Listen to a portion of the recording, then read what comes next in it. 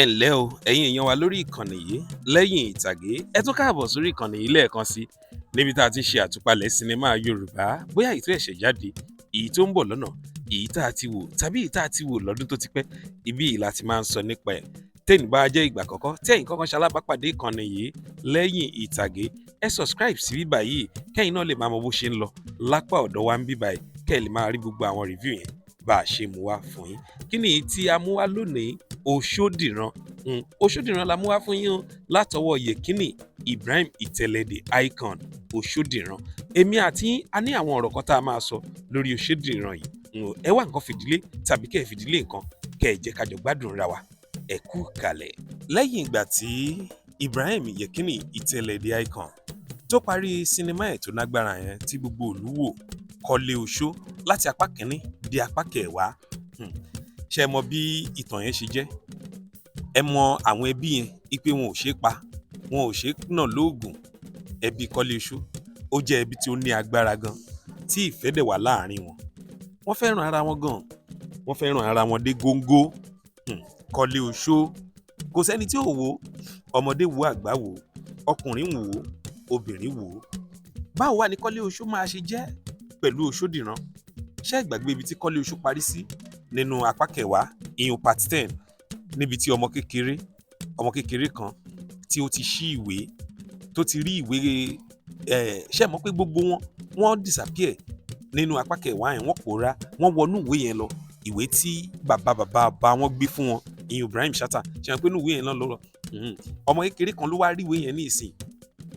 kí wá ní Osodiran yìí fẹ́ ṣé àwọn èèyàn yẹn máa padà jáde ni àbí ọmọ yẹn ló fẹ́ padà wá di àgbà tí òun náà tún bẹ̀rẹ̀ sí ní máa ṣe tọ̀dọ̀ tiẹ̀ àbí báwo lẹ́yìn ṣe rò sí ṣé ẹ lérò pé Osodiran yìí ó máa connect pọ̀ mọ́ Koleoso àbí Osodiran máa dá dúró lọ́tọ̀ Koleoso náà máa dá dúró lọ́tọ̀ àbí báwo lẹ́yìn ṣe ń rò. kí ni ká tún máa retí nínú Osodiran yìí ṣé bí Koleoso náà ṣe gbóná janjan ṣé bẹ́ẹ̀ náà ni Osodiran yìí ṣe máa rí àbí Osodiran yìí máa tutù ṣé ẹ mọ̀ pé Koleoso èyí tó kéré jù nínú Koleoso òun ló ní 1 million view part 10 gan tó drop láìpẹ́ ó ti wà lórí 11 million view báyìí lọ́sẹ̀ tó kọjá ìdè là ń rí àwọn kinní kan tó ń jà ràn lórí ayélujára wípé gbogbo Koleoso total views ẹ̀ ó ti wọ 100 million tó jẹ́ pé ìyẹn gan làkọ́kọ́ ní Yoruba film industry lórí YouTube a single film a single name tó dẹ̀ máa trend bẹ́ẹ̀ báwo ni Osodiran yìí náà ṣe máa wá jẹ́ kí nìkan tí àwa èèyàn ń retí nínú ẹ̀ ẹ jẹ́ ká jọ sọ̀rọ̀ ní comment section lábala àríwísí ẹ jẹ́ ká jọ sọ̀rọ̀ nípa ẹ̀ báwo ni ẹ̀yin ṣe lérò pé ó máa lọ sí ITELE D'Icon kò ṣe fọwọ́ rọ́ sẹ́yìn nínú agboolé tíátà Yorùbá ojú tuntun wo lẹ́yìn lérò pé ó tún máa wà nínú Osodiran yìí torí nínú part 10 láti rí Ibrahim Shatta nígbà tó di part 9 la rí babaláwo yẹn mo ti gbàgbé orúkọ bàbá yẹn nínú part 9 láti rí wọn kí lẹ wá lérò pé ó tún máa ṣẹlẹ̀ nínú Osodiran yìí báyìí ní ìsìn Ibrahim Yekinni ó ti kọjá ọmọ kékeré ṣùgbọ́n ká tiẹ̀ dúpẹ́ torí ó ṣe àwọn nǹkan kan tó yẹ pé ó ní agbára gan ọ̀pọ̀lọpọ̀ làwọn tó fún lórúkọ nínú Koleoso wọ́n ti lórúkọ tẹ́lẹ̀ ṣùgbọ́n tó wá fi orúkọ kún orúkọ wọn Ògbólúkẹ́ ti lórúkọ Ògbólúkẹ́ ò dẹ̀ kì í ṣọmọ kékeré nídìí iṣẹ́ tíátà ṣùgbọ́n orúkọ ẹ̀ tún wá kún orúkọ bàbá Koleoso ó tún wá kún orúkọ ẹ máa wo Òjó Ìjẹ̀ṣà mèrè Ìjẹ̀ṣà ti lórúkọ ó ti lórúkọ àfitábà ẹ̀ parọ́ ṣùgbọ́n ó tún wá kún orúkọ ẹ máa wo bàbá tí elétè jọ ń pa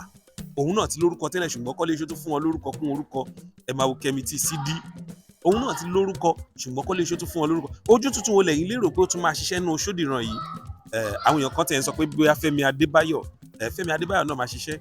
àwọn èèyàn kan tiẹ̀ ń sọ wọ́n ní Osodiran yìí pé kì í ṣe Ìtẹ̀lẹ̀ ló fẹ́ ṣe wípé àwọn èèyàn kan ń gbé kíní rúmọ̀ káàkiri ni no lẹ́yìn ìtàgé a ti ṣe ìwádìí fínífíní kó tó di pé àwa náà mú wá sí ojú ìwòran yìí torí àwa náà ti kọ́kọ́ wò pé àbáwọn èèyàn kan ṣùgbọ́n à ń dúró de kí Ìtẹ̀lẹ̀ gangan kó sọ jáde ṣùgbọ́n ní ìsìn Ìtẹ̀lẹ̀ ti wá fi sí orí Instagram ẹ̀ wípé Osodiran ó ń bọ̀ lẹ́yìn tá a ti parí Koleoso Osodiran ó ń bọ̀ ẹ máa ní sùúrù fún òun náà máa fi hàn yín ní ìsìn ẹ máa ní sùúrù fún ó ń bọ̀ Osodiran ṣé ó máa continue Koleoso ni àbí Osodiran yìí fẹ́ jẹ́ sinimá kan ọ̀tọ̀ ṣùgbọ́n èmi mọ̀ àwa ń rò lẹ́yìn ìtàgé pé ó dàbí pé ó máa continue Koleoso nínú ẹ̀ ni àbí kí ni nǹkan tẹ́yìn náà ń rò àbí kí ni tẹ́yìn ń rò lọ́dọ̀ yín ṣé lérò pé Osodiran fẹ́ dá dúró Koleoso náà fẹ́ dá dúró ni àbí continuation ṣùgbọ́n èmi gbà pé continuation torí àwọn family yẹn ò gbọ́dọ̀ kú bẹ́ẹ̀ yẹn náà. Ṣé ẹ dẹ̀ mọ̀ pé mo ti sọ rí wípé ITELE D'Icon òun náà ti sọ́nu fíìmù ẹ̀ Késárì wípé akọni kì í kú, akọni kan máa ń papòdà. Ìyẹn ni mo ń sọ Késárì náà ìjọ́kíjọ́ tó bá wù ú láti gbé padà á tún ṣì máa ṣe Késárì lọ torí Késárì ò kú, Késárì ò tí kú àti àwọn ọ̀pọ̀lọpọ̀ sinimá mi tóun náà ti ṣe. So ẹ ká gbáradì fún Osodiran. Kí ni nǹkan tẹ́yin náà rò sí Osodiran? Ẹ máa fi kọ́mẹ̀ntì yín sílẹ̀ níbí báyìí. Ẹ ká jọ sọ̀rọ̀ kí ni opinion tiyín náà lórí ẹ̀. Ẹ ká jọ sọ̀rọ̀ pọ̀ ńbẹ̀. Tó